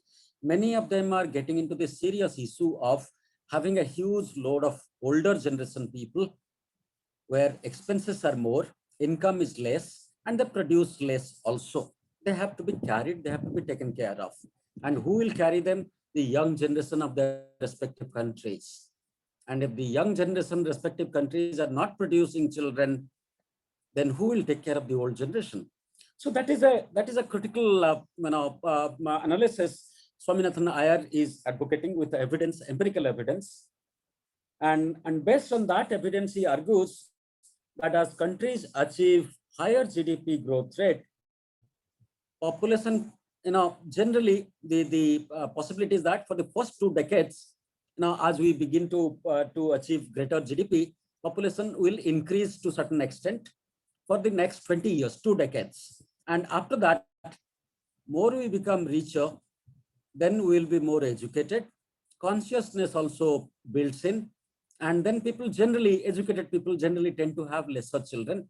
And so the population growth curve will begin to flatten. It will sober down. So he says it is necessary that we have to be educated and economically growing. And that itself will reduce the population growth curve than 2-child norm imposed by a particular government or a particular province or a state. Instead, so that's where. And he says, let there be a baby boom. India needs more labor force. Who will produce for the world? We have to produce it. Now, if we compare that to China, they had a very penalizing 1-child norm, and today, some time ago they increased it to 2 children, and now they're open to 3 children also. China has gotten into the cycle very early, thinking that they will control the population and correspondingly imposed it, and then finally they have come to 3 children norms. So does China have any lessons to offer to a similarly populous country like India? Do you have any lessons to? Of course, we will not learn any lesson from their Wuhan crisis, from their COVID crisis. But of course, what beneficial lessons China offers, possibly I would be open to the beneficial options. Now, between the population explosion idea and Swaminathan Iyer's baby boom proposition hypothesis, how do you understand what is right and what's not right, or what is, how do you understand that? That's where, if we look at it, particularly, the academics, I would respond. How do you understand theoretically? How do we, look at it? Now, I will use 3, intellectual traditions from economics, who are giving their different perspective on the idea of population or population explosion, whether it is a explosion, bomb, or threat, or it is human capital, and so on. Now, first, if we look at it, classical economics, it begins 1776 with Adam Smith. But more than Adam Smith, Thomas Malthus is more popularly known for his population theory. All of us, we have grown up with our student days learning about Thomas Malthus. That simple analogy he used is he compared the population to animal world, where he's using the example that the fox community, we know foxes are wise animals. The sense, they have a better sense of anticipation, speculation. So they anticipate. So what the fox world does is that they look at they survey the food availability in a particular region, and based on the availability of food, they plan the family size. And that's where Malthus says, if at all we do not follow the fox model, then it will be a critical state for the world. Population will grow. And he says the population is growing at a geometric progression, whereas the food productivity of any country or the world put together, they grow at an arithmetic progression or at a linear stage. So population is growing in a geometric proportion, that means huge growth, and the food productivity is certainly not growing correspondingly. So he says, if there comes a time when world population will outgrow the food availability and the surplus population will die of hunger. Malthus was appreciated, he was harsh, but he was appreciated for the wisdom that he provided. One of the earliest thinkers in the direction of population and the imagination of whether population is a threat or it is a human capital or something. David Ricardo also joins with him to say that population has to be controlled. And more particularly, he's talking about, David Ricardo is more advising to the poorer countries, developing countries like India, China, Brazil, or Egypt, or African countries and all that, he says that as population grows, they will cultivate more land. So more and more land which are forested or hills or other things will brought into cultivation. So the fertile lands will get quickly over. And as population continues to grow, they will forcefully cut down the hills, and then many forests will be deforested and all that. And then less and less fertile land will be incorporated into the productivity process, cultivation process, and population has grown. So you will cultivate more land, but additional land being less fertile to the earlier lands, you will produce less. So it will create a gap between food productivity and surplus population. So you will have a challenge. Most of the classical economists, they believed in the similar kind of a tradition, that they imagined population as a threat if at all it is not controlled. Most of the European population profile, North American economic planning, all of that, if we look at it, it is largely guided by the classical economists, wisdom, value system, and all that. Now, these are all textbook theories that all of us we have read. But in recent times, I think a lot of people have actually, experimented with on ground to find out whether it is applicable to Nigeria or African countries or Pakistan or Nepal or India or China and all that. And that's where some of the prominent work, if we look at it, United Nations publishes a annual document called The State of the World. And that's where Lester Brown is he is writing from the classical economist tradition. Then Nafis Sadiq. Nafis Sadiq is a very prominent Pakistani diplomat to the United Nations. Her report, she was heading that FAO, Food and Agriculture Organization of the United Nations, and her report in 1989. And then Lee Talbot, 89, Richard Hosier, 1984, then A.S. Mathur, 89, Gupta and Shrestha, 1982, and all that. Now, they represent several case studies of the classical theory tradition, whether population has been a threat or not. Most of their findings have been in the tradition of classical economists that it is a threat. Nafis Sadiq his report is more prominent among all of them. They conducted a physical empirical survey of 117 developing countries of the world.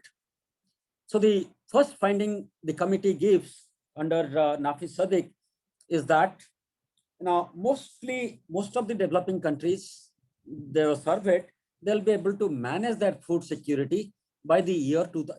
Report was published in 1989. So they were looking at the immediate term 2000. They think most of the developing countries would be able to manage their food security. In the current trend of their population growth, they will be able to manage their food security by year 2000.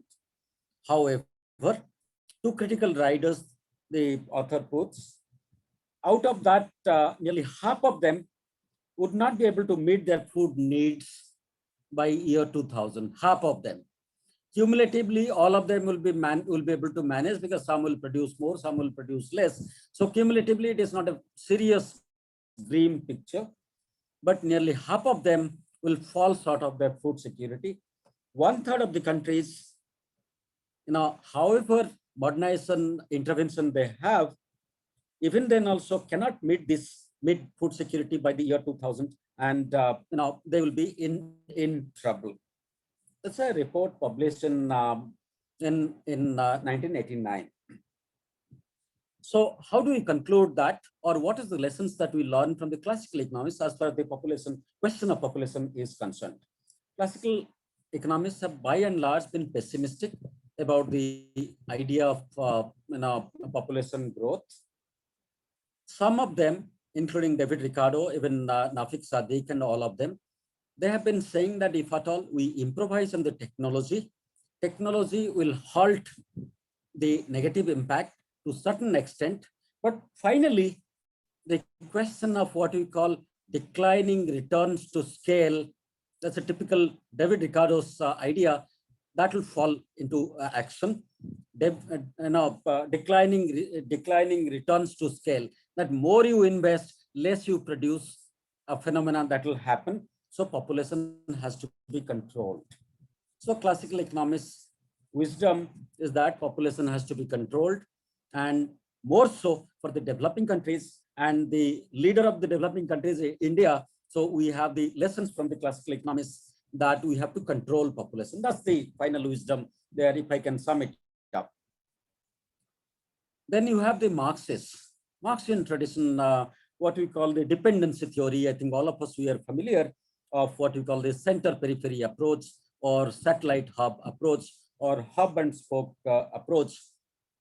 Dependency theory, protagonists, they largely agree with the classical economists, ideas and findings on population. However, they identify the root cause not in the population growth per se, rather they say that the structure of society or the structure of the global order is such that population growth will happen. Developed countries will exploit the developing countries, and developing countries being poor, they will have more population. Poverty will encourage more population production, and developed countries will remain within the cushion of less population, less stress on their resources. They will be advantageous, and the correlation between developed countries and the developing countries being predatory in nature, being exploitative in nature, the developing countries will experience the tragedy of population explosion. They will get into more trouble. So in that, not only you have Karl Marx, of course, and the dependency theory, Sir Wolfgang or Friedrich Gunther and all that. If you talk about the traditional ones, the prominent ones, all of us, we read about them in the theories. But if you see the newer ones, the recent ones, those who follow similar kind of a analogy tradition, William Murdoch, he has experimented on Philippines, the case study of Philippines. Pierce Blake, 1987, he has worked on Nepal. Then Lee Kuan Yew, I think all of you might be familiar with the name Lee Kuan Yew, was the first prime minister and architect of modern Singapore. But I'm not talking about Lee Kuan Yew from Singapore. I'm talking about the agriculture activist from South Korea. He was an agriculture graduate and well-read fellow and all that. And he wanted to do organic farming, traditional farming in South Korea. But what he experimented or experienced is a huge encroachment by the corporates, agriculture corporates, on the traditional instrumentalities of agriculture.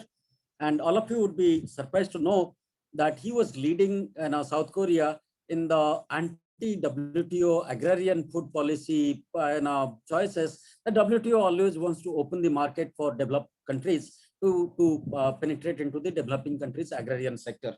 He was opposed to that. And 2004 Mexico Cancun summit of WTO, he was protesting. He was in the forefront, and out of anger, frustration, he took out somebody's knife and killed himself. He is a symbol of struggle for the farmers and the traditional value system and all that. I'm talking about that Lee Kuan-yew from South Korea. Then India, if you look at it, Bandana Siva.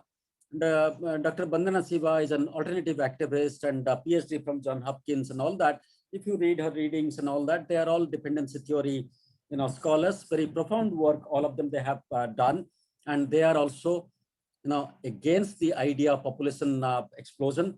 But they blame not the population itself; they blame the structure, the exploitative structure, the coercive structure. At the local level within ourselves and at the international level between the Americans and the Africa, or Africa has always lamented that, everybody came and took everything from Africa, but nobody ever developed Africa. Africa never developed. That's the school of thought that they talk of. So they blame the structure, not the population itself. Now I'll come to another interesting school of thought. That's the neoclassicals. Neoclassicals are Swaminathan Iyer, Swaminathan Ankleshwar Iyer. They propose baby boom. They are protagonists of, doesn't matter whether population is excessive or low, they are encouraging more population and all that. Two prominent scholars in that tradition, Julian Simon, 1981. And all of you might have studied in development economics. We teach it very emphatically. Esther Bozorpian model. Bozorpian model, we call it. Bozorpian model was a direct contradiction of Malthusian approach. Malthus talks about that there will be a time when food supply will be less and there will be surplus population, and surplus population will die of hunger. Bozorpian says, no, they will not die of hunger. They will manage. How will they manage? Bozorpian uses a model called, we had this Green Revolution. Green Revolution idea started in 1920s in US, North America. And then by the time it came to India, it was late 1960s and we had the experience of Green Revolution. What Bozorpian talks about is that human beings are Homo sapiens. They are intelligent users of technology and tools. If at all they are forced to a crisis situation, they will recreate themselves. They'll bounce back. They will not die of hunger. They will recreate the whole narrative. They'll create the productivity, and they will certainly not die. Now, if I imagine that, from my childhood, I'm hearing that hum do or hamare do or population explosion, time bomb, and all that, and still bomb has not exploded. We are getting into more and more population. 1950, if we look at it, world population was 2.5 billion people. Today, 5 billion more people have been added, 7.7 billion people, still world is going on. And there are ways and means through which we have been able to manage the whole crisis. Now, Julian Simon, what he does, he says that an increasing population is a long-run stimulus to economic development. He is not only advocating baby boom, he is also saying that population growth is a beneficial instrument. It is an incentive to a long-run, economic development possibility. How does he argue it? He argues it from two standpoints, from the demand side and from the supply side. He says that as the population grows, from the demand side, if we look at it, as the population increases, the number of consumers will increase. Human beings will increase. They will consume. So more consumers will be there in the market. When more consumers are there in the market, it leads to increasing demand for products, starting from food to t-shirt to motor vehicle to school, colleges, air ticket. Now consumption demand will increase. The moment consumption demand increases, the producers or the investors will be motivated to supply the demand that is being created in the market. So what they will do is that they will produce more by the traditional means, or if required to be more cost effective, they will use innovation, more technology, and more ideas and efficiency. That means the entire corridor of productivity will be more efficient. They will produce more efficiently and produce more so that the demand can be met for the consumption requirements. And they will not do it for the world population. They will do it because they are investors. They want profit. So for their own profit, they will try to optimize their productivity process, make it more efficient so that they get more profit. And in the process, now they will create employment. It leads to higher productivity. So they will create employment, more jobs. More jobs means more wages. More wages means our buying power increases. And correspondingly, the GDP also increases. And there's a better standard of living that is being achieved. Now, if I imagine between my parents' generation and my generation, my parents never could buy a house for themselves, when they were young. They had the need, but they could not buy it. Whereas as I started, I bought my apartment first and then started working. How did I do? Not that I suddenly became more wealthier than my parents, but the methodology that banks came forward saying that you don't have to have the full money. You can take loan, pay it over a period of 20 years, 15 years, 10 years. Government came forward to say that you buy your own apartment, we will give you tax relief. So what I did, I bought my apartment, kept on paying my EMIs, installments. But in the process, what I did, that I encouraged the real estate sector to be economically active. So the building sector, the paint fellows, the cement fellows, the entire range of real estate sector, there was a boom, and it created employment. It demanded engineers. It demanded many things, and then the economy begins to become a circular economy. I created employment while buying an apartment for myself. The methodology has changed. Resources have not. The methodology at the idea level, they have changed. And that's what the neoclassicals are talking about, that it is only a matter of ideas. That's what Buzarkian also talking about. It's about green revolution that creates higher productivity. And if you keep on complaining that more people, more food requirement, where will it come from? There's no, human beings are intelligent. They are capable of buying, capable of recreating themselves. And in the supply side, it says that more people means more labor force, more bright people, intelligent people. More bright, intelligent people means more innovation. More innovation means greater productivity, greater possibility of sustainability, and all of that. And it says, if at all you look at land as a fixed variable, and more population means land will be in greater demand. So where is the additional land going to come from? Julian Simon talks about that land. Yes, it is a fixed variable. You cannot create land, but you can change the nature of land. If at all land is not available, intelligent human beings will replace land with labor, with technology, with some other ideas. So it is not that. And it says that most of the resources that are available, they can be regrown or they're reproducible. And that's why they say that there is no scarcity for resources, and so baby boom and that kind of their analogy is completely different. And Swaminathan Nair talks in that phenomena.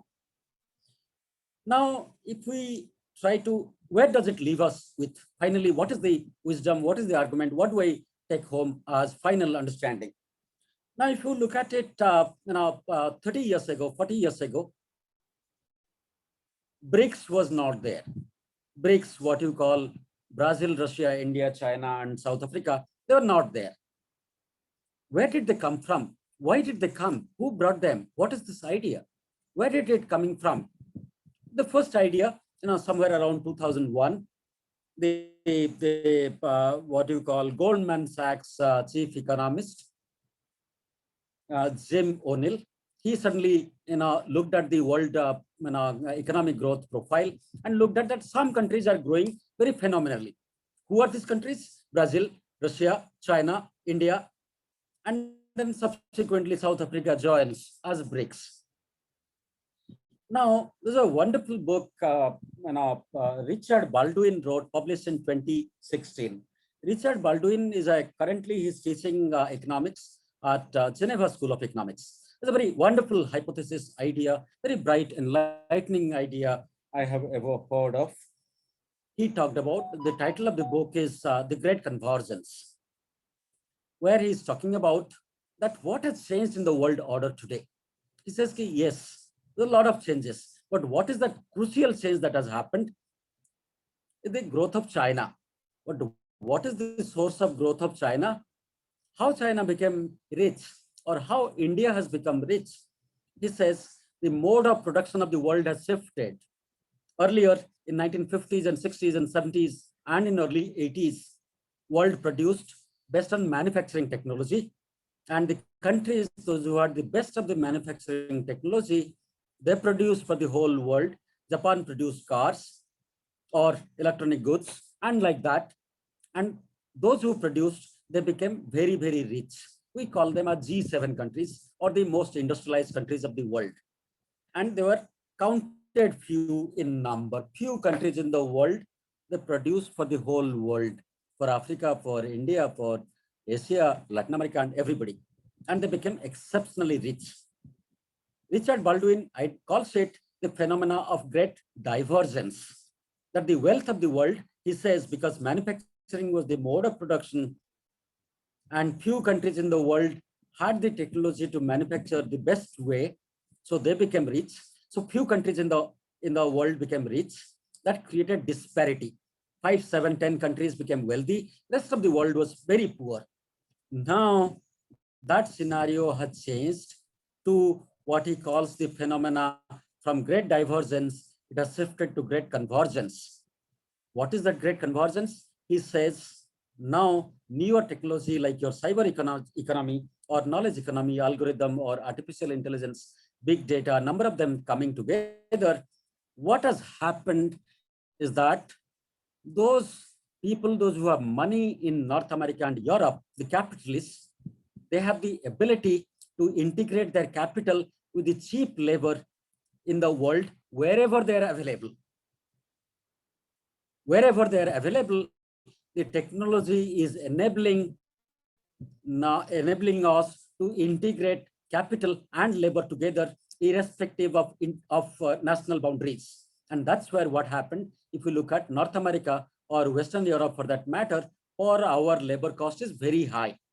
So the capitalists, in the interest of making more profit, what they did was that they eliminated the North American high-cost labor or European high-cost labor.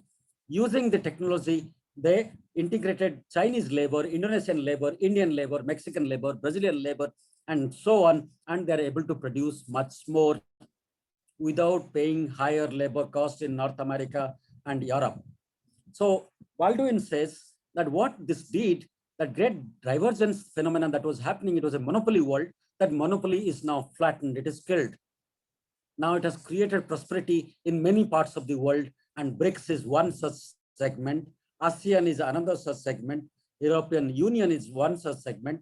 Growth of China, if you look at it, not that the China wanted to become rich and they became rich. They became rich because the mode of the production of the world changed. And that's what Esther Bozarpian also talks about. Human beings will recreate. The productivity process has been recreated, and China had the cheap labor. India has the cheap labor, and that's why these countries have become rich. And that's why Jim O'Neill, when he was looking at the world economic map, he realized that Brazil, Mexico, China, India, these are the countries, those were the growing countries than Americans and European. And Baldwin sums it up saying, that this has de-industrialized North America and Europe, and it has industrialized India, BRICS, Mexico, China, Indonesia, or ASEAN countries, and many parts of the world. And that's what he says, it's a better time.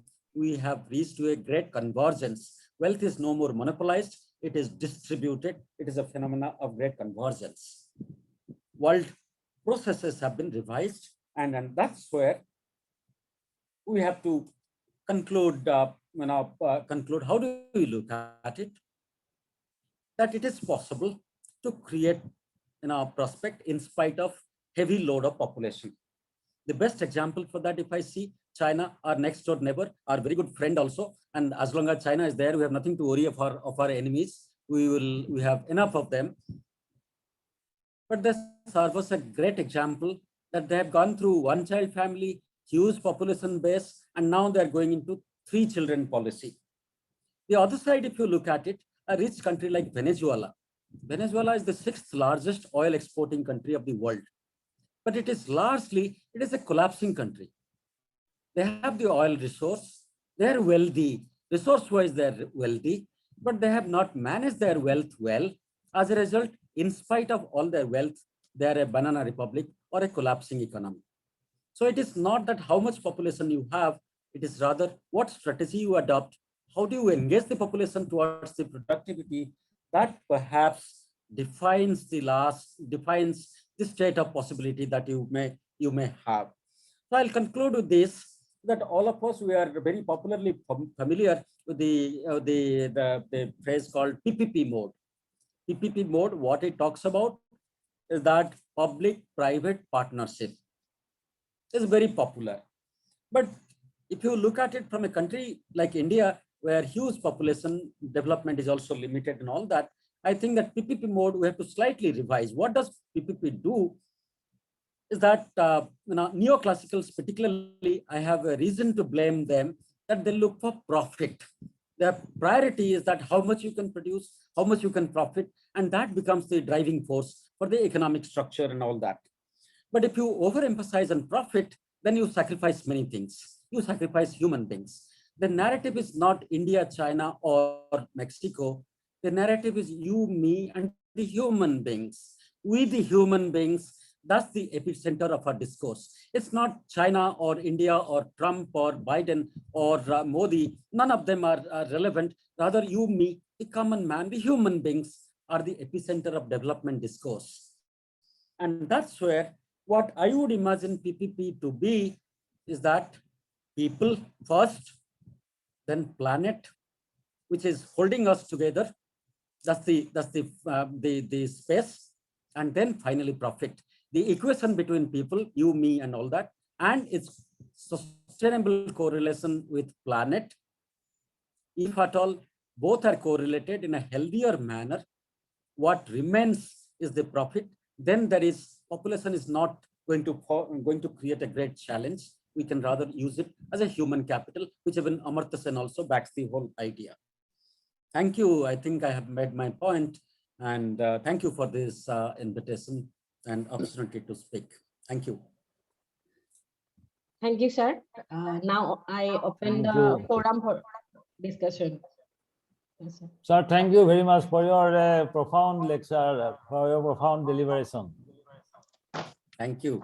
Thank you very much, sir. Thank you. Now the question session has been opened.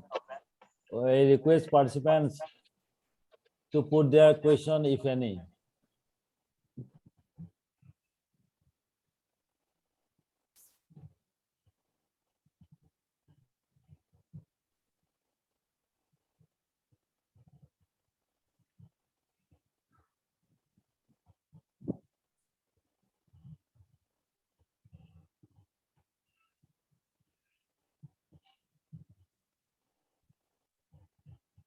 I think there may be some question in chat box. No, sir. Joyce, I'm you checking. please check, and if any I'm question is checking. there, yeah. No, sir. There is no question as I saw. Yeah. Everyone is sending wishes Yeah. Then okay, sir. because Sir, of excellent information and presentation, and nothing. I did not see any question. Anyone? Okay. I have You a can ask question. directly. Yeah, yes, sir. Yes, sir. তুমি try করো। Actually, sir, you have not mentioned in your deliberation regarding the density of population in a country. If we consider India and if we consider Australia, some aspects must be different. So how would you map between these two countries relating to the growth of population growth? Okay. My response would be this way, that I have traveled extensively in great part of the world. I was lucky enough, and I was traveling in Kuala Lumpur in one of the local trains, and I found it is very comfortable. Europe local trains, you go in, you can sit down happily, and you can carry your bicycle inside also. There's no problem. And then I have traveled as a student. I have traveled in Mumbai local trains. Mumbai local trains, if you travel, it is a harrowing experience. Only once I traveled, and then you lose your dignity. If you travel in Mumbai local train, you lose your dignity. So many people, there's no space for anybody. So I was wondering, what's wrong with Mumbai that we have trains are so crowded? Why is Kuala Lumpur so comfortable, or Berlin it is so comfortable, and Mumbai is so hazardous? Now it is like this, that Kuala Lumpur city population is a large city, capital city. Population is 1.8 million. Mumbai population is 18 million. So it is tragic. Berlin population, if you look at it, 4 million. Okay, so it is comfortable. Most of the European countries like that. But then the other side of the spectrum, if you look at it, Tokyo population is 37.5 million. Tokyo is not less than Mumbai. They have 10, 12 million more people living in Tokyo, but the travel is not uncomfortable. They have expanded the mode of travel to such efficient level that in spite of the load of population, they're able to carry them with the most efficiency. I think most of you must be familiar that the trains never get delayed. If at all any of the local trains get delayed by more than 3 seconds, then the train is obliged to deliver them a ticket saying that they are sorry. And that ticket is valid for the professionals to show in their office saying that train was late. That's why I was 3 seconds late. So the efficiency, now how we manage. In the case of India, I think Prime Minister Modi started a great way during the campaign, 2014 campaign, when he talked about 100 new smart cities. But it has not taken off. Nothing visible has happened. We have overcrowded Mumbai in a very irresponsible manner, unregulated, irresponsible manner. There's no planning there. I think Mumbai population needs to be spread into many parts of the world and far more. I mean, India indeed needs 500 more good cities to be created. And one of the critical things, neoclassicals particularly, they say, if you start creating a new city, you have to build roads, you have to build electricity, you have to build the capital city, you have to build many things, and it will create employment. And employment is a very sacred step in the economic system itself.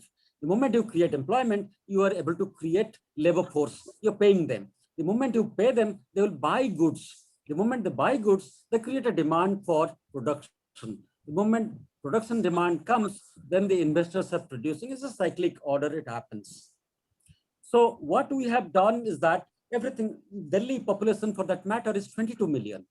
Bangalore looks so innocent and sober. Bangalore population is 12 million. Now 7 times more than Kuala Lumpur's population. Hyderabad, Calcutta is 5 million people and Hyderabad is 10 million people. So a very unregulated manner growth is happening, and then we complain that we don't have any space, but we have not dispersed them into the space that we have. We have great many places in India which continues to be far underdeveloped, like 16th century India. They are not developed. And so the system in which we are operating, that's where we are putting too many things in a single basket and then complaining that it's crowded. If we disperse, India indeed needs 500 new smart cities.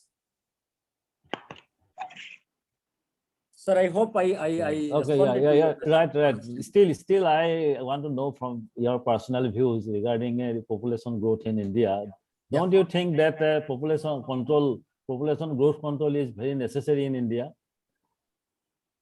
It is necessary. It is necessary. I would Yeah, yeah. personally feel that it is So, necessary. sir, how would you map the policy of government, No. government regarding control of population growth with the political issues, political agendas? I would imagine that instead of talking about population, if at all we talk of education, we educate more people. I think they themselves become more conscious of their own earning and its correlation to the size of the family. If you tell them, suppose Prime Minister Modi comes to say everybody has only one child, there'll be huge opposition. People will blame BJP, people will blame Congress, people will blame opposition that way. It becomes it is a political issue.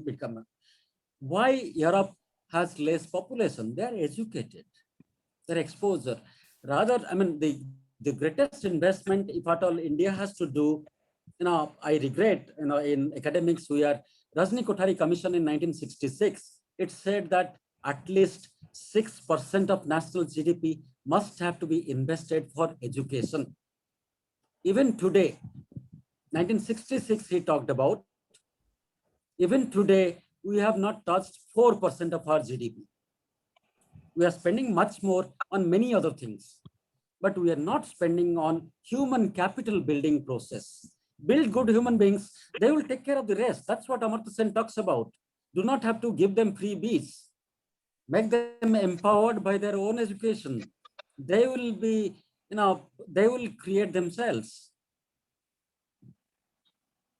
I would more see it not as a political instrument. The moment it becomes political instrument policy, then it becomes controversial. If we take it as a national mission that India by 2030, 100% literacy, and not only literacy in paper. Literacy means good education where they're skilled, they're capable of being conscious of their own entity. That's where I think we are missing the link. Thank you, sir. Thank you very much. Thank you very much, sir. So, any question is there? Any question from participants? Then I think no. Joyce? Hello. Okay. So that seems that I didn't do a good job. That's why nobody's asking me any questions. Oh, no. Why your question? Huh? Hello, Dasi.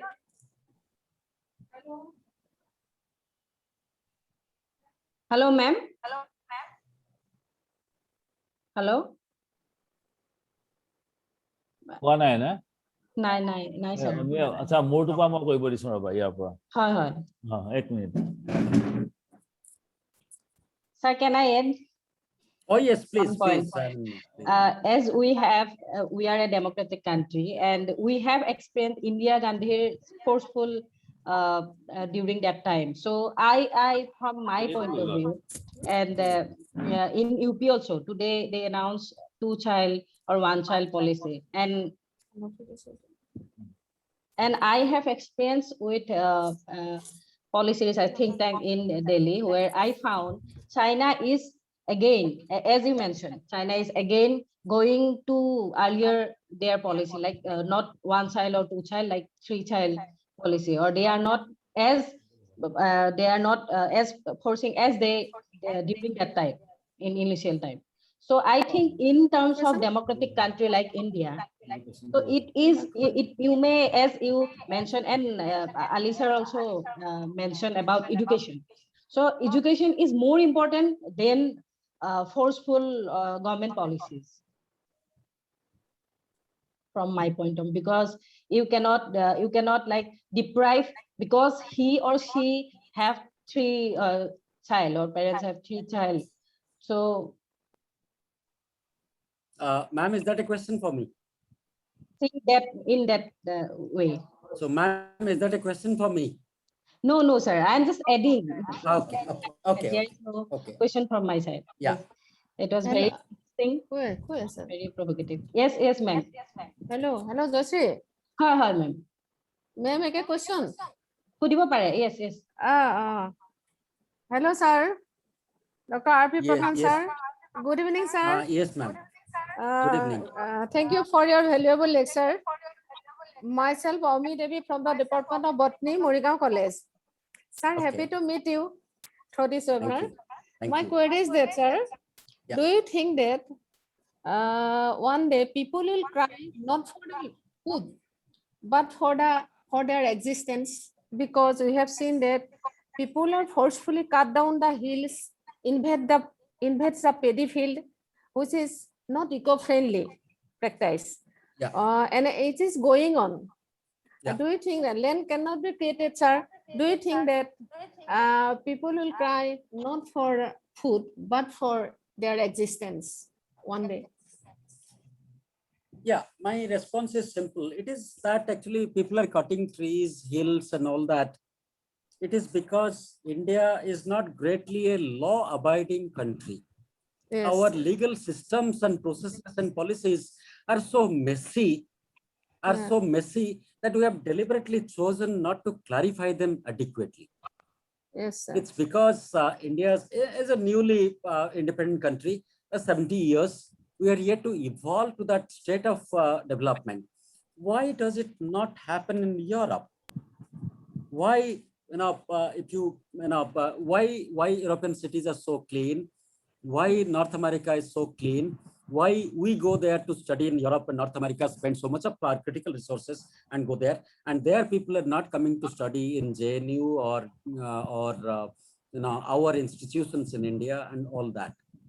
It's because we are taking time. I mean, I'm not blaming India. It's a process of evolution that happens. We are 70 years old in our democratic tradition. The best thing that we have done is that we have maintained a electoral democratic policy process.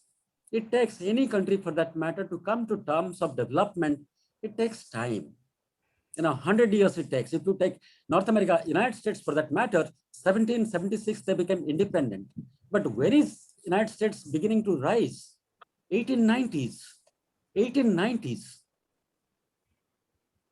So it takes, that is one part of it. But now we have the advantage of learning from the rest of the world. Knowledge and communication so extensively available these days that we have everything available today as learning points. And that's where I think I would look at it, that more we move towards a process of being law abiding. We must respect the laws. Now, simple thing, even traffic violation, we do ourselves and pay 100 rupees to the police and run away. And then we expect that the politicians will be noble souls and the mafias will be pious in character. They will respect religious sentiment and worship trees and never cut anything or do anything. It cannot happen. What happens is a cumulative reflection of what we are. Yes, sir. We cannot blame the politicians. They are simply a mirror image of ourselves, actually. Yeah. Yes, Right. sir. Yes, sir. So we have to evolve. And that's where I think my first preference would be that India must much adequately invest on education, good Yes, sir. education. Yes, sir. Only one simple example, this crisis happened, COVID-19 happened. And one of the best world cases, if you see, Japan is next to China. And Japan, I said, Tokyo, 37.5 million people are living in Tokyo. But amongst the world, all the death tolls, Japan received the least possible death toll. They have the highest old age population, highest population density, and death toll was least. Why? Americans were very badly humiliated. Japan, Canada, and Germany, they managed the best profile. And Japan is one of the finest examples. How did they manage? It's because I was trying to understand how did they do it. It's because Japan, the location is such island nation, so they have regular tsunami, cyclone, earthquake. So the country is crisis prepared. And children from the school itself, They're told to sweep, keep the classroom clean, wipe their hand, wash their hand properly. A sense of discipline begins from the school itself. So when you come to the national crisis, the country is ready, culturally ready. And on top of that, Japan government announced that our constitution doesn't permit us to have a lockdown. We cannot ask the people to be locked down. Our constitution doesn't permit. So they didn't have a lockdown. They left it to the people, and yet released death toll. That's where actually, we are blaming the wrong doors. We are striking at the wrong doors. Wrong doors. That's my understanding. I would imagine it that way. I hope I responded in a reasonable way. Thank you, sir. Welcome. Thank you, sir. Now I invite Dr. Asut Kumar Das. Sir. Yes. Yes, Dr. Amisha. হয়, question সুধিব পাৰে। Although it is mentioned by Dr. Ilyas Ali sir, I want to know from Pradhan sir just briefly about the connection between the population growth and the climate change. Sorry, I couldn't understand it clearly. I think Climate change and the population growth. What is the connection between the climate change and population growth? Slightly, I could not hear the question. connection, sir, connection between climate change and population growth. Yeah. I would, give the example. Climate change is visible. It is happening all across in India. If you look at it, these days it is raining more in Gujarat and Rajasthan and Chennai than the rain-fed areas. And Cherrapunji, I have been to. Cherrapunji rain rate has also come down. Cherrapunji and that area, rain-fed areas, they're receiving less rain. And climate change, I think our geography colleagues are giving us frightening picture that it is only for the next 50 years. And then you will have devastating experiences. I have visited Indonesia and all that. They're always crisis ready, tsunami and all that. And it is a heavily populated, Jakarta is a heavily populated, city also. Climate change is imminent. But why is it happening? Now, are we, because of the population, is it happening? Or are we exploiting the nature more than its carrying capacity? That's the question.